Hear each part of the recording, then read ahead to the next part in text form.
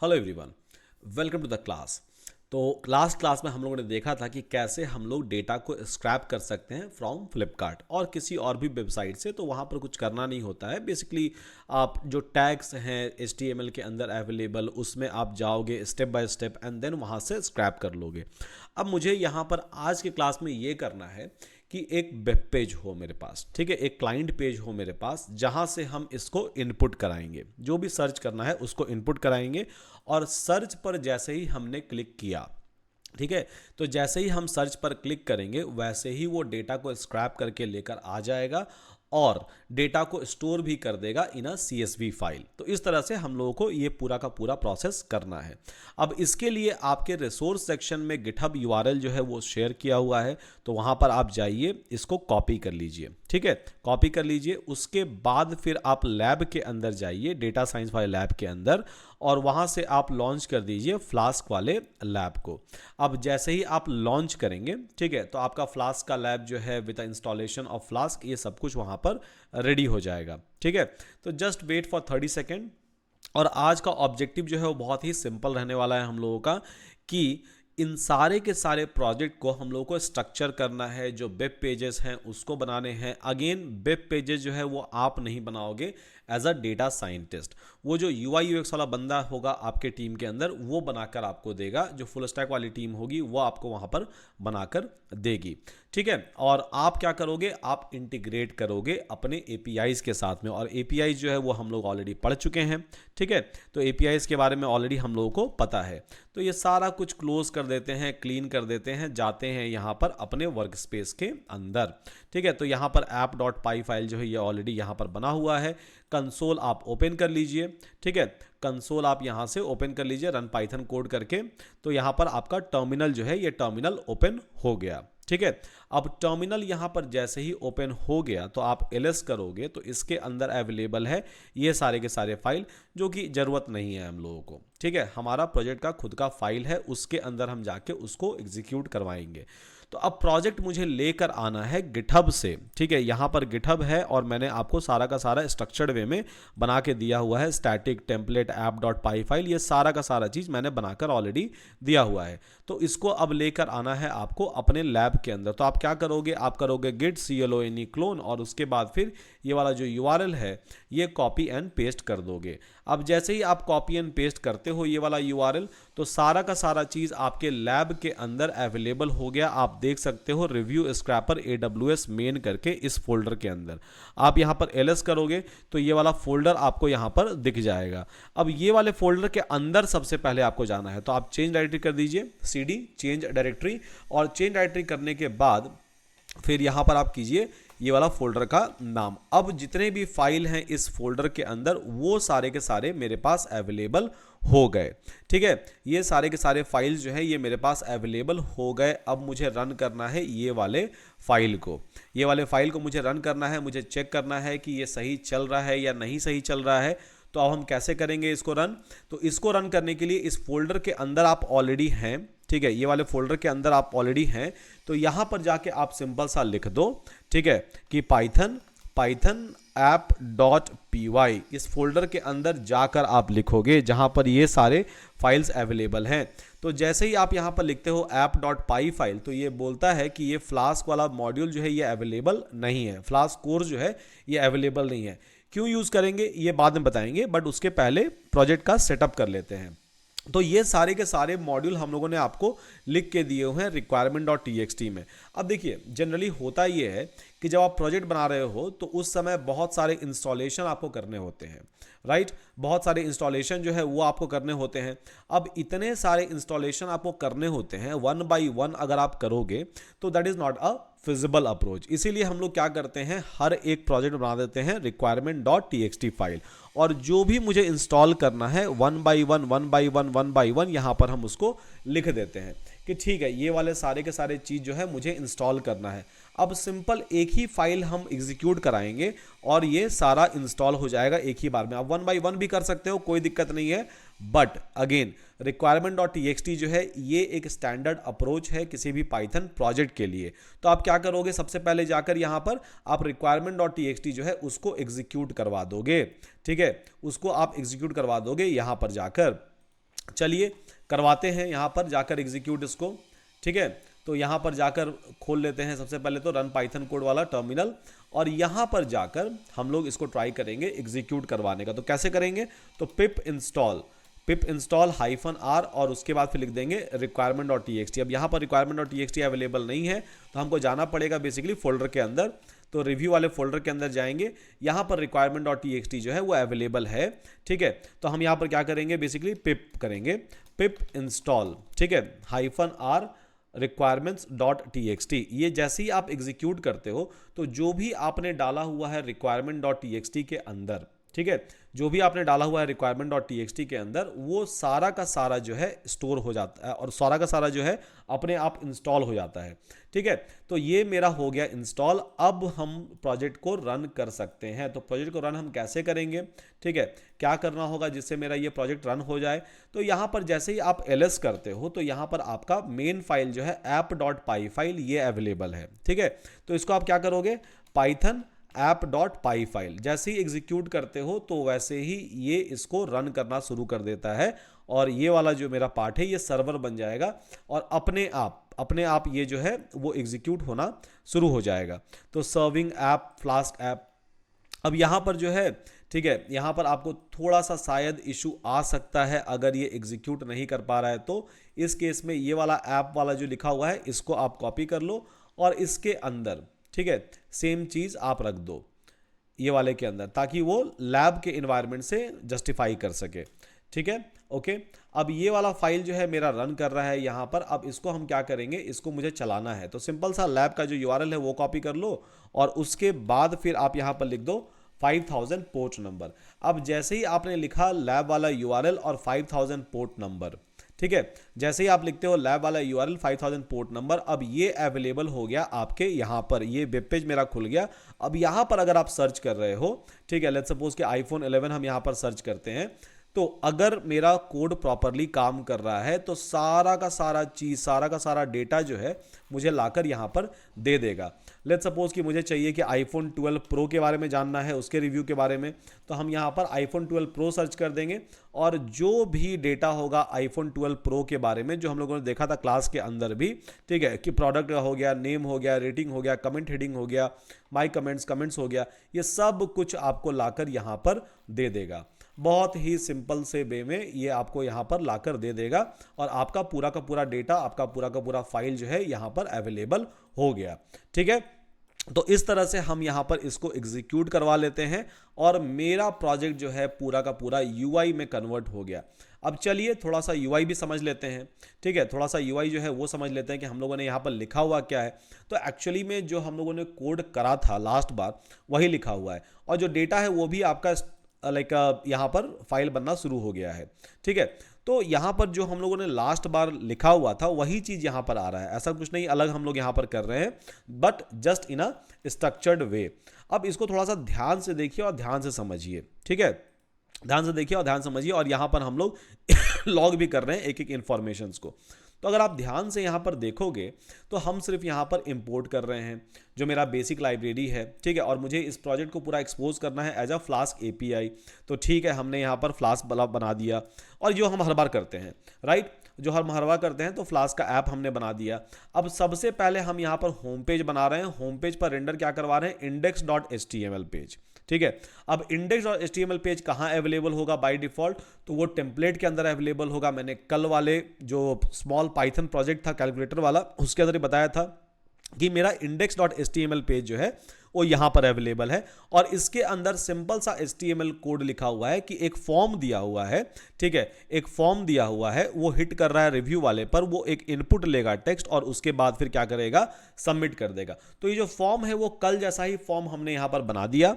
ठीक है, ऊपर वाला पार्ट जो है उसमें सिर्फ हमने CSS जो कलर के लिए यूज होता है स्टैटिक वाले फोल्डर में रखा हुआ है, वो वाला हम यूज कर रहे हैं। मतलब जिसने कल वाला प्रोजेक्ट किया होगा वो आज वाला प्रोजेक्ट भी इजीली समझ सकते हैं। ठीक है, तो यहाँ पर हमने क्या किया कि एक्शन कॉल किया, ठीक है, एक्शन, और एक्शन किस पर कॉल होगा, स्लैश रिव्यू पर, मतलब स्लैश रिव्यू पर बेसिकली हमने लिखा कि अच्छा ये वाला पूरा फंक्शंस जो है इसको एग्जीक्यूट कर दो। बट उसके पहले जब बाय डिफॉल्ट आपका जिस पोर्ट पर लैब लॉन्च हो रहा है, ठीक है, और जिस पोर्ट पर ये वाला ऐप लॉन्च हो रहा है, उस पर हमने क्या कर दिया, उस पर हमने कर दिया कि ठीक है रेंडर कर दो index.html को। तो ये मेरा जो है ये वाला पेज, ठीक है, ये वाला पेज मेरा क्या है, index.html है, जहां पर एक इनपुट जा रहा है, ठीक है, जहां पर एक इनपुट जा रहा है और एक बटन है और ये सर्च लिखा हुआ है, दैट्स इट। तो यहां पर ये लिखा हुआ है आपके index.html वाले पेज में कि आपको सर्च करना है, ठीक है, आपको सर्च करना है, और उसके बाद फिर एक फॉर्म है जो एक्शन कॉल करेगा रिव्यू को, उसके अंदर हम टेक्स्ट डालेंगे और सबमिट कर देंगे, ठीक है, सबमिट कर देंगे। और उस बटन का नाम हमने क्या दे दिया, हमने बटन का नाम दे दिया सर्च यहां पर। तो ये मेरा index.html पेज हो गया जो बाय डिफॉल्ट रेंडर कर लेगा अपने आप को जब भी आपका ऐप राउट पर लॉन्च होगा, तब उस टाइम में। ओके, चलिए ये तो हो गया मेरा ना। अब क्या करना है यहां पर, ठीक है, तो अब यहां पर क्या होगा कि आपने यहां पर ऐप राउट रिव्यू लिखा हुआ है और मुझे फॉर्म से डेटा आएगा। लेट्स सपोज कि मैं डेटा पास कर रहा हूं iPhone 7 यहां पर, तो मुझे यहां फॉर्म से डेटा आएगा। तो iPhone 7 जो मैंने डाला वो कहां पर आ जाएगा, वो मेरे यहां पर आ जाएगा, ठीक है, वही मेरे यहां पर आ जाएगा। मतलब जैसे ही कोई भी क्लिक करता है सर्च के ऊपर, जैसे ही कोई क्लिक करेगा सर्च वाले बटन के ऊपर, तो क्या कॉल कर देगा, वो कॉल कर देगा ये वाले रूट को। अब इस वाले रूट पर क्या लिखा हुआ है, इस वाले रूट पर लिखा हुआ है बेसिकली ये वाला फंक्शन। तो मतलब क्या होगा कि जैसे ही कोई सर्च पर क्लिक किया ये वाला रूट कॉल हो गया, इस रूट के अंदर क्या लिखा हुआ है, बेसिकली मेरा ये फंक्शन लिखा हुआ है, तो ये फंक्शन एग्जीक्यूट होना शुरू हो जाएगा। अब फंक्शन में हमने क्या लिखा, तो जो भी मैंने लास्ट क्लास में पढ़ाया आपको वो सेम चीज इन अ स्ट्रक्चर्ड वे यहां पर लिखा हुआ है और कुछ भी अलग से नहीं लिखा हुआ है। तो क्या लिखा हुआ है कि request dot method is equal to post, क्योंकि हम फॉर्म से डेटा पास कर रहे हैं। And I think we all understand what is the difference between get and post. तो यहां पर हमने सिंपल सा ये लिख दिया कि request dot method is equal to post. अगर ये पोस्ट है, ठीक है, मेथड मतलब अगर आप फॉर्म के थ्रू डेटा डाल रहे हो तो ये वाला ऑपरेशन जो यहां पर लिखा हुआ है उसको कर दो। अब ऑपरेशन में हमने सिंपल सा एक्सेप्शन हैंडलिंग पहले तो कर दिया है और उसके बाद फिर हम फॉर्म से रिक्वेस्ट कर रहे हैं, मतलब जो भी यहां पर इंटर करेगा, ठीक है, उससे हम रिक्वेस्ट कर रहे हैं। ये फॉर्म है बेसिकली, ठीक है, तो इस फॉर्म से हम रिक्वेस्ट कर रहे हैं कि मुझे जो भी कंटेंट है, ठीक है, अब index.html पेज में आप देखोगे कि id इज इक्वल्स टू मैंने कंटेंट डाला हुआ है, तो जो भी कंटेंट है बेसिकली, ठीक है, फॉर्म से उसको यहां पर फेच कर लो। तो जो भी आप इनपुट डालोगे वहां से फेच हो जाएगा। और अगर आपने स्पेस दिया हुआ है, जो भी आपने इंटर किया यहां पर, अगर आपने बीच में स्पेस डाल दिया है, ठीक है, सर्च करते टाइम, तो वो क्या करेगा, सारा स्पेस हटाकर, ठीक है, सारा स्पेस हटाकर उसको रिप्लेस कर देगा विथ नॉन स्पेस। तो यहां पर हमने रिप्लेस कर दिया, तो इससे आपको मिल जाएगा यहां पर सर्च स्ट्रिंग। अब उस सर्च स्ट्रिंग को हम लोग क्या कर रहे हैं, जो फ्लिपकार्ट का मेन यूआरएल था जो हमने लास्ट क्लास में देखा था उसके साथ बस अपेंड कर दे रहे हैं। मतलब इसको हम लोग पैरामीटराइज कर दिया और कुछ भी अलग नहीं किया। मतलब लास्ट टाइम में हम लोग हार्ड कोड करके वैल्यू डाल रहे थे और इस टाइम हम लोग क्या कर रहे हैं, इस टाइम हम लोग सिंपल यहां पर इसको डाल दे रहे हैं, ठीक है, अपेंड करके विद द फ्लिपकार्ट यूआरएल। और बाकी सारा कोड जो है एग्जैक्ट सेम है, कोई अलग नहीं है। आपका कोड जो भी हमने डिस्कस किया था वो एग्जैक्ट सेम कोड है। अब यहां पर डेटा आ गया, हमने उसको फॉर लूप के अंदर घुमा दिया और वन बाई वन, ठीक है, वन बाई वन वेरिएबल के अंदर वो सारे के सारे चीजों को हम लोग होल्ड कर रहे हैं। तो भले वो नेम वेरिएबल हो, भले वो रेटिंग वेरिएबल हो, ठीक है, भले वो कमेंट हेड वेरिएबल हो, ये सारे के अंदर हम लोग क्या कर रहे हैं, इसको स्टोर कर रहे हैं। और फाइनली हम लोग एक डिक्शनरी क्रिएट कर रहे हैं। मतलब हर एक इटरेशंस में हम लोग एक डिक्शनरी यहां पर क्रिएट कर रहे हैं जहां पर उसको मैप कर रहे हैं product and string search, name, rating. तो जो भी आपको रेटिंग यहां पर आ रहा है, जो भी आपका प्रोडक्ट का नाम आ रहा है, वो सारे के सारे को हम लोग एक डिक्शनरी के अंदर बेसिकली क्या कर रहे हैं, रख रहे हैं। और इस डिक्शनरी को हम लोग क्या कर रहे हैं, मतलब हर बार एक डिक्शनरी बना रहे हैं, ठीक है, हर बार एक डिक्शनरी बना रहे हैं और इस डिक्शनरी को हम लोग अपेंड कर रहे हैं बेसिकली एक लिस्ट के अंदर। तो मेरा लिस्ट क्या हो गया, लिस्ट मेरा बेसिकली हो गया रिव्यू, ठीक है। तो एक लिस्ट के अंदर हम लोग क्या कर रहे हैं, इसको अपेंड करते जा रहे हैं, अपेंड करते जा रहे हैं। बहुत ही सिंपल सा चीज है, ठीक है, कि हम लोग यहां पर अपेंड कर रहे हैं और कुछ भी नहीं कर रहे हैं। और उसके बाद फिर, ठीक है, रिव्यू यहां पर जब अपेंड हो जाता है तो उसके बाद फिर लास्ट में मुझे दिखाना कहां पर है, इस पेज के ऊपर, ठीक है, इस पेज के ऊपर मुझे दिखाना है यहां पर। तो हम लोग क्या कर रहे हैं बेसिकली कि इस पेज के अंदर दिखाने के लिए फाइनली हम लोग रिटर्न करवा दे रहे हैं क्या, रेंडर टेम्पलेट। और उसके बाद फिर result.html जो है वो हम लोग यहां पर रेंडर करवा दे रहे हैं। ठीक है। result.html जो है यहाँ पर हम लोग इसको रेंडर करवा दे रहे हैं, और review is equals to reviews, मतलब इस लिस्ट के अंदर जो भी डिक्शनरी आया हुआ था, ठीक है, इस लिस्ट के अंदर जो भी डिक्शनरी आया हुआ था उसको हम लोग वन बाई वन निकाल रहे हैं यहाँ पर, और वन बाई वन उसके अंदर अपेंड करवा दे रहे हैं। तो जो भी मेरा रिव्यूज आया था वो सारा का सारा अपने आप क्या होगा, यहाँ पर अपेंड हो जाएगा, ठीक है, और यहाँ पर रेंडर टेम्पलेट कर देगा।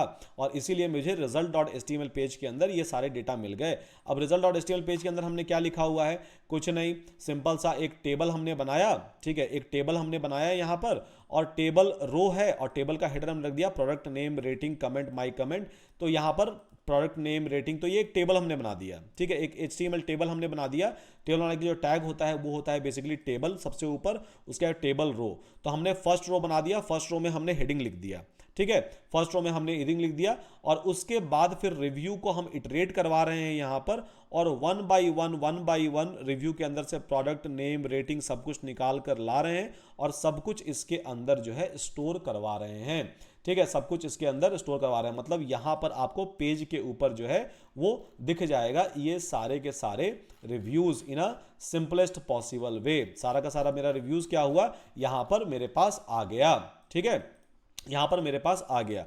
तो इस तरह से हम एक एक करके टेबल डेटा में एक रो के अंदर, ठीक है, एक रो है उसके अंदर टेबल डेटा, तो एक रो के अंदर ये सारे डेटा, और उसको हम वन बाई वन करवा रहे हैं with the help of iterations, ठीक है, पेज के अंदर इटरेट करवा के हम रिव्यूज यहां पर दिखा रहे हैं। अब ये रिव्यू क्या कहां से आ रहा है, तो रिव्यू बेसिकली आपका यहां से आ गया, ठीक है, कि इसके अंदर जो भी रिव्यूज है उसको एक एक करके इटरेट करवाओ और यहां पर कर दो। तो ये जो result.html पेज है, ठीक है, जो index.html पेज है, जो base.html पेज है, ये कुछ भी आपको खुद से नहीं लिखना होता है, ये बेसिकली आपके जो UI डेवलपर हैं वो लिख के देंगे, और आप बोलोगे कि ठीक है मुझे ऐसा डेटा आ रहा है इसको दिखाना है, तो वो दिखा देंगे, ठीक है, सिंपल ये हो गया। खुद से ही बना सकते हो आप, कोई बड़ा चीज तो है नहीं, तो जितने आप रो निकालना चाहो इसके अंदर, जितने और ज्यादा रो करना चाहो आप सब कुछ यहां पर दिखा सकते हो, सब कुछ यहां पर आप कर सकते हो।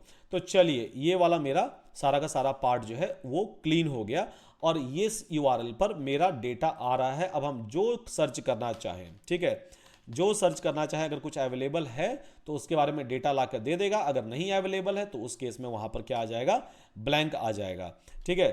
रेडमी अगर हम सर्च करते हैं तो यहाँ पर रेडमी भी आ जाएगा, ठीक है, रेडमी भी आ जाएगा। तो जो भी रेडमी प्रोडक्ट के बारे में रिव्यूज़ थे वो सारे के सारे रिव्यूज़ जो हैं वो यहाँ पर आपको आ जाएंगे। अब लेट्स सपोज कि मुझे ये सारे रिव्यूज़ को, ठीक है, ये सारे रिव्यूज़ को क्या करना है, स्टोर करना है, ठीक है। अब कहाँ स्टोर करना है इस सारे के सारे रिव्यूज़ को, तो मे बी मुझे स्टोर करना है इन सारे के सारे रिव्यूज़ को इन सारे के सारे रिव्यूज़ को मुझे स्टोर करना है इन अ MongoDB। तो हम कैसे इन सारे के सारे रिव्यूज़ को जो है वो स्टोर करेंगे इनसाइड MongoDB, चलिए उसको भी देख लेते हैं कि कैसे सारे के सारे रिव्यूज़ को। तो यहाँ पर देखिए आपको रिव्यू आ रहा है इनसाइड अ लिस्ट, ठीक है, इनसाइड अ लिस्ट आपको रिव्यू आ रहा है, और लिस्ट के अंदर क्या अवेलेबल है, ठीक है।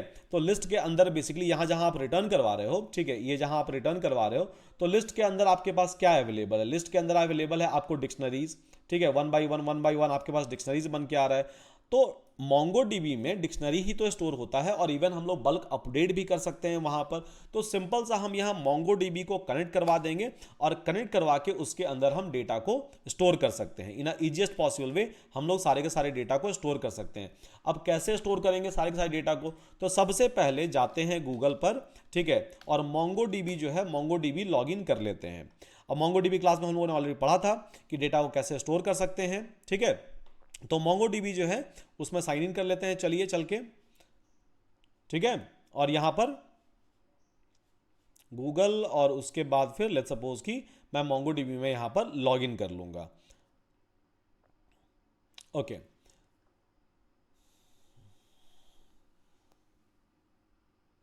तो MongoDB में यहां पर लॉगिन मैंने कर लिया। अब सबसे पहले मुझे करना होता है कनेक्ट, ठीक है। तो अब कनेक्ट करने के लिए हम क्या करेंगे, तो कनेक्ट योर एप्लीकेशन पर क्लिक करेंगे, यहां पर पाइथन सर्च करेंगे, पाइथन 3.6 और लेटर कर लेंगे, इंक्लूड द ड्राइवर कोड कर लेंगे, और इसको कर लेंगे हम लोग कॉपी। पासवर्ड आपको याद होगा, अगर नहीं याद है तो आपको रीसेट करना पड़ेगा, ठीक है। तो ये वाला जो URL था, ये URL हम यहां पर कॉपी कर लेंगे, ठीक है, और सबसे पहले तो इंपोर्ट कर लेंगे, ठीक है। इंपोर्ट क्या करेंगे सबसे पहले, तो इंपोर्ट यहां पर लिख दीजिए, इंपोर्ट PyMongo, ठीक है। पाई मोंगो आप सबसे पहले यहाँ पर इंपोर्ट कर लीजिए। अब जैसे ही आपका यहाँ पर इंपोर्ट हो गया, पाई मोंगो आपने इंपोर्ट कर लिया, तो बाय डिफॉल्ट जो है मोंगो डीबी वो अवेलेबल नहीं है, या मोंगो डीबी का ड्राइवर जो है वो अवेलेबल नहीं है। ठीक है, तो मोंगो डीबी के ड्राइवर को अगर मुझे इंस्टॉल करना है इस प्रोजेक्ट के लिए, तो मुझे क्या करना पड़ेगा, तो मुझे यहाँ पर जाना पड़ेगा रन पाइथन कोड के अंदर, और उसके बाद मेरे खुद के फोल्डर के अंदर जाना पड़ेगा। तो आप सबसे पहले तो ls कर लो, ठीक है, ls कर लो और cd कर लो क्या, रिव्यू स्क्रैपर। ठीक है, रिव्यू स्क्रैपर आप ls कर लो। उसके बाद फिर यहाँ पर सारे फोल्डर मुझे दिख गए, सारे फाइल्स मुझे दिख गए। तो हम यहाँ पर क्या करेंगे, पिप इंस्टॉल पाई मोंगो यहाँ पर कर देंगे। तो पिप इंस्टॉल पाई मोंगो करेंगे तो ये मोंगो डीबी का ड्राइवर जो है इसके अंदर इंस्टॉल कर देगा। अब जैसे ही मोंगो डीबी का ड्राइवर यहाँ पर इंस्टॉल हुआ इस टर्मिनल के अंदर, अगेन जस्ट मेक श्योर कि आप उस फोल्डर के अंदर हो जिस फोल्डर के अंदर आप एग्जीक्यूट कर रहे हो, अदरवाइज आपका कोड काम नहीं करने वाला है। तो यहाँ पर MongoDB मैंने क्या किया, इंस्टॉल कर लिया सक्सेसफुली, पाई मोंगो इंस्टॉल कर लिया सक्सेसफुली। अब सबसे पहले MongoDB में करना क्या होता है, तो MongoDB में बेसिकली आपको करना होता है सबसे पहले तो कनेक्शन। ठीक है, तो कनेक्ट करने के लिए यहाँ पर मुझे पूरा URL मिल गया। तो सबसे पहले हम यहाँ क्या लिखेंगे, सबसे पहले हम यहाँ लिखेंगे कनेक्शन वाला URL। ठीक है, इंडेंटेशन थोड़ा सा यहाँ पर हम लोग ठीक कर देते हैं इसको। ठीक है, तो सबसे पहले लिखेंगे यहाँ पर कनेक्ट करने के लिए। ठीक है, तो कनेक्ट करने के लिए यहाँ पर लिखेंगे, और पासवर्ड ध्यान से आपको चेंज करना पड़ेगा। तो पासवर्ड pw skills। ठीक है, तो ये मैंने अपना पासवर्ड दे दिया, मेरा यूजर आईडी हो गया, तो पासवर्ड भी हो गया, यूजर आईडी भी हो गया। अब हम यहाँ पर क्या बनाएंगे, तो सबसे पहले हम यहाँ पर बनाएंगे डेटाबेस। ठीक है, डेटाबेस बनाएंगे। तो यहाँ पर हम क्या लिख देंगे, तो मेरा database is equals to client हो गया, और क्लाइंट के अंदर हम दे देंगे डेटाबेस का नाम कि review_scrap, ये मेरा डेटाबेस का नाम हो गया, ये हम यहाँ पर दे दिए। और उसके बाद फिर हम क्या करेंगे, उसके बाद मुझे कलेक्शन बनाना पड़ेगा ताकि मेरा डेटा जो है वो स्टोर हो सके उसके अंदर, राइट। तो यहाँ पर हम क्या करेंगे, ठीक है, कलेक्शन बनाएंगे। कलेक्शन डेटाबेस के अंदर बनता है, जो हम लोग को ऑलरेडी पता है। तो यहाँ पर हम क्या लिखेंगे कि review_scrap_data, तो ये हमने यहाँ पर लिख दिया। तो ये मेरा हो गया review_collection। ठीक है, ये हमने बना दिया। अब ये जब आपका बन जाता है, ठीक है, ये जब आपका बन जाता है तब आप क्या करोगे, कलेक्शन बन गए आपके डेटाबेस बन गए। ठीक है, सारे के सारे चीज आपके जो है यहां पर बन गए। अब यहां पर आप क्या करोगे कि रिव्यू, ठीक है, आप यहां पर क्या करोगे,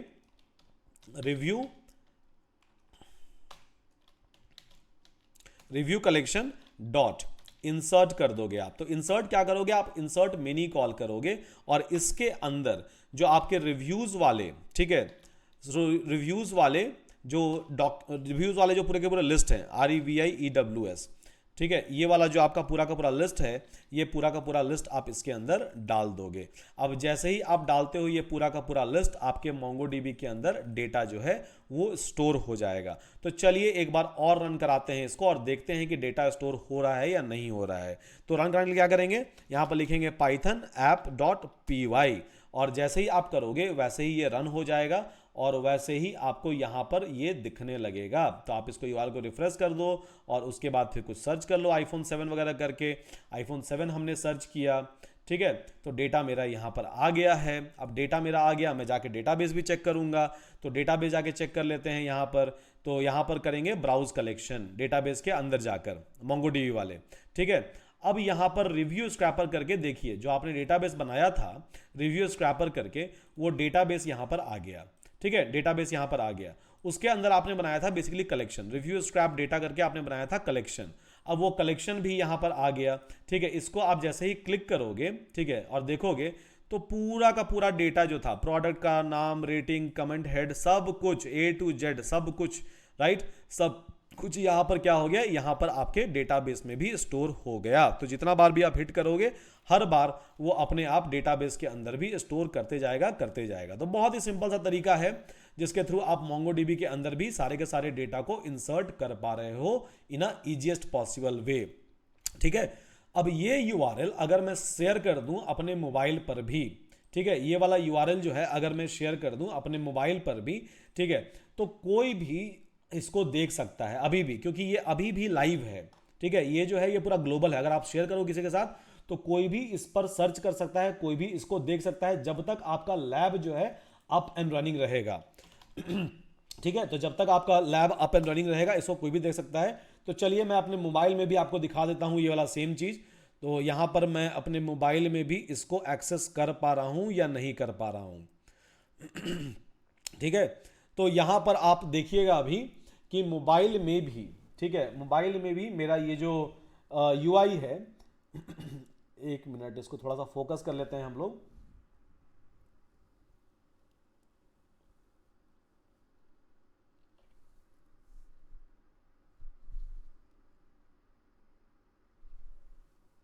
ये ऑटो फोकस नहीं हो पा रहा है।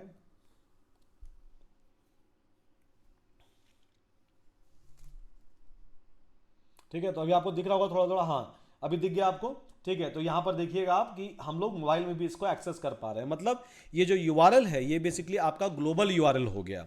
ठीक है, ये ग्लोबल यूआरएल हो गया और लैब जो है ऑलरेडी एडब्ल्यूएस पर डिप्लॉयड है, तो आप वहां से एक्सेस इसको कर सकते हो इन अ इजीएस्ट पॉसिबल वे। अब मुझे क्या करना है कि लेट्स सपोज कि मुझे इस पूरे के पूरे कोड को, ठीक है, पूरे के पूरे कोड को पुश करना है गिटहब रिपोजिटरी में। मैंने इसको स्टॉप कर दिया, कंट्रोल एक्स डालिए तो आपका स्टॉप हो जाएगा ये वाला पूरा का पूरा। ठीक है, अब जो भी यहां पर अवेलेबल है, ठीक है, ये सारे फाइल्स जो हैं इसको उड़ा देते हैं थोड़ा सा। ठीक है, ओके, तो जो भी यहाँ पर आपका अवेलेबल है, ठीक है, जो भी डेटा आपका यहाँ पर अवेलेबल है, जो भी फोल्डर आपके हैं यहाँ पर, ये सारे के सारे चीज़ को मुझे पुश करना है अपने खुद के गिटहब यूआरएल में। ठीक है, अपने खुद के गिटहब यूआरएल में ये सारे के सारे चीज़ को मुझे पुश करना है। तो अब कैसे करेंगे हम सारे के सारे चीज़ को अपने गिटहब यूआरएल में पुश? ठीक है, तो चलिए करके देख लेते हैं एक बार कि इसको कैसे हम लोग पुश कर सकते हैं अपने गिटहब यूआरएल में। तो यहाँ पर हम लोग क्या करेंगे कि गिटहब पहले तो ओपन कर लें आप, ठीक है, और उसके बाद फिर एक नया रिपोजिटरी बना लीजिए उसके अंदर। अब जैसे ही आप यहाँ नया रिपोजिटरी बनाइएगा, ठीक है, चलिए बनाते हैं एक। तो यहाँ पर review_scrap_pw skills_hindi हिंदी, तो इस तरह से करके हमने यहाँ पर यूआरएल एक रिपोजिटरी अपना बना लिया। ठीक है, तो रिपोजिटरी बन गया। रिपोजिटरी बनने के बाद ऑटोमेटिकली आपको ये वाला कमांड का लिस्ट आ जाता है। तो 1 बाय 1 आप कमांड चलाइए और उसके बाद फिर ये वाला कोड जो है ऑटोमेटिकली पुश होना स्टार्ट हो जाएगा। ठीक है, तो यहां पर हम करेंगे, पहले तो क्लियर कर देते हैं, क्लियर। ठीक है, उसके बाद फिर गिट करेंगे init। ठीक है, गिट इनिट कर दिए हम लोग। ठीक है, गिट इनिट कर दिए, ओके, ठीक है। उसके बाद फिर गिट ऐड कर दो आप, ठीक है, ऐड डॉट यहाँ पर लिख दो, तो गिट ऐड, तो ये सारा का सारा कोड जो है जो इस फोल्डर के अंदर अवेलेबल है, ठीक है, अगेन इस फोल्डर के अंदर आगे करना है आपको। तो ये वाला गिट ऐड करने से ऐड हो गया।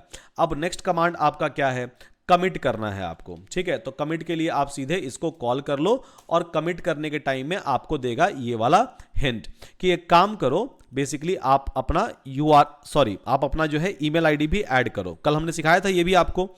ठीक है, तो यहां पर क्या करो, आप जाके सिंपल सा जो भी ईमेल आईडी है जिससे आपका गिटहब लॉगिन है वो यहां पर लिख दो।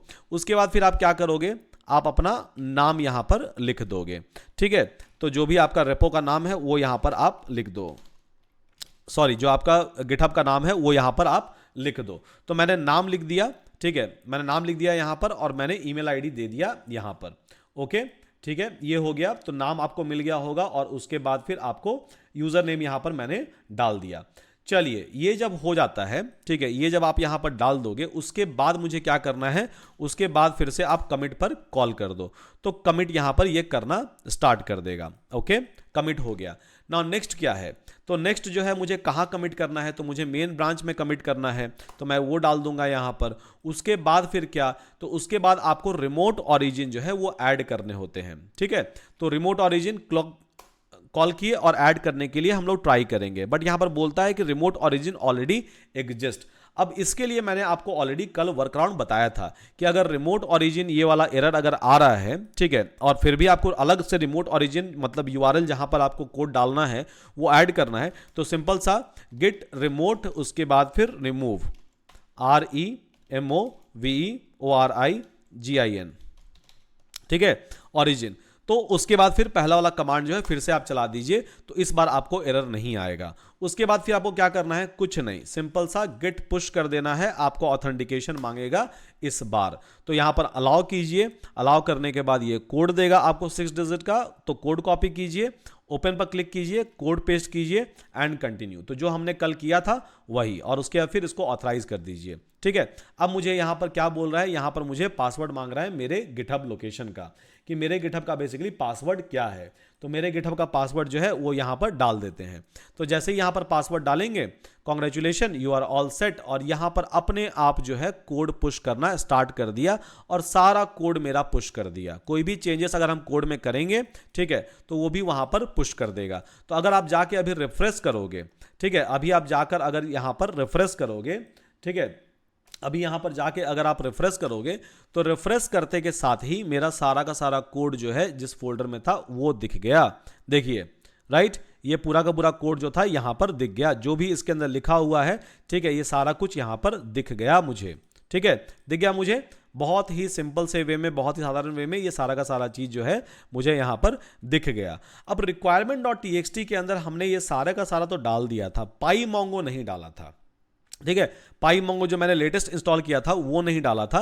तो मैं क्या करूंगा कि PyMongo जो है उसको भी requirement.txt के अंदर, ठीक है, requirement.txt जो है उसके अंदर ट्राई करेंगे अपडेट करने का PyMongo को भी, ताकि वो PyMongo भी अगले बार से मेरे लिए इंस्टॉल कर दे। ठीक है, तो यहाँ पर PyMongo भी हम लोग ट्राई करेंगे इंस्टॉल करवाने का। अब ये जो है, ठीक है, ये मैंने requirement.txt फाइल में अपडेट किया है। ठीक है, अपडेट किया है। अब मेरे गिटहब में ये अवेलेबल नहीं है। ठीक है, तो हम कैसे यहां पर भी अपडेट लेके आए, जो लेटेस्ट वाला है वो कैसे अपडेट लेके आए। ठीक है, तो कुछ नहीं करना है, सेम, ठीक है, सेम आपने जो लास्ट बार किया था, सिंपल सा इसको क्लियर कीजिए। ठीक है, क्लियर कीजिए यहां पर, और उसके बाद फिर आप लिखिए git commit commit -m message मतलब, ठीक है, और उसके बाद फिर लिखिए checking in new code. Okay, मतलब जो भी आपने अपडेट किया है वही सिर्फ अपडेट होगा। तो यहां पर basically your branch is still up to date origin main. तो यहां पर मैंने बेसिकली चेंज किया है थोड़ा सा। ठीक है, यहां पर मैंने थोड़ा सा चेंज किया है। ठीक है, तो ब्रांच जो है वो अपडेटेड है। अब यहां पर हम क्या कर देंगे कि यहां पर हम सिंपल सा पुश कॉल कर देंगे। ठीक है, पुश कॉल कर देंगे। तो जो भी, ठीक है, यहां पर बोल रहा है कि everything is up to date, तो ये वाला जो चेंजेस है, ये चेंजेस को ये आइडेंटिफाई नहीं कर रहा है। अभी फिर से अगर हम कमिट पर कॉल करें, ठीक है, तो यहां पर no changes added to the commit, तो यहां पर क्या करते हैं, हम करते हैं git init। ठीक है, उसके बाद फिर हम यहां पर कॉल करते हैं git add सबसे पहले तो। ठीक है, git add कॉल करते हैं, और add जैसे ही आप कॉल करोगे उसके बाद आप कॉल कर दो कमिट को। ठीक है, तो वन फाइल चेंज यहां दिखा दिया, simple git init git add और git commit। उसके बाद फिर हम लोग क्या करेंगे, उसके बाद फिर हम लोग ट्राई करेंगे इसको पुश करने का।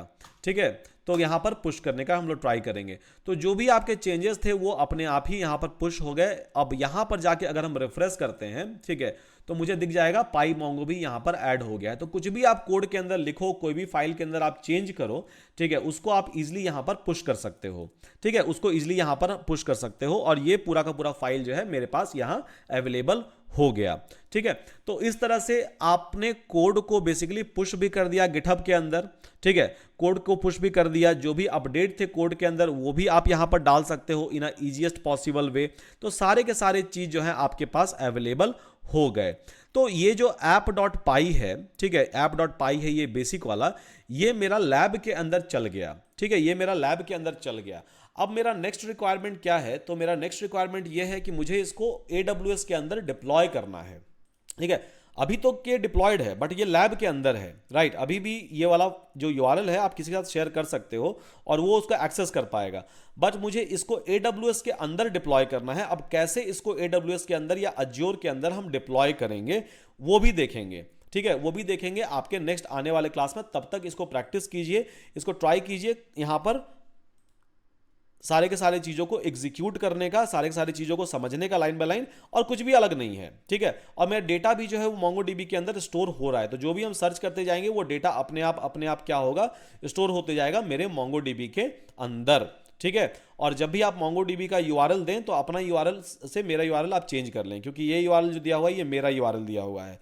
अगर आप भी यही URL रखोगे तो मेरे MongoDB के अंदर डेटा इंसर्ट होगा, आपके MongoDB के अंदर डेटा इंसर्ट नहीं होगा। तो MongoDB क्लास में हम लोगों ने ये देख लिया था, और MongoDB को यहाँ पर हम लोग यूज भी कर रहे हैं फॉर स्टोरिंग अ डेटा। तो जस्ट मेक श्योर कि ये डेटा जो है, ये वाला URL, इसको चेंज कीजिए, और उस हिसाब से आपका डेटा जो है स्टोर हो जाएगा आपके MongoDB के अंदर। ठीक है। तो with that thank you so much guys, see you again in my next lecture.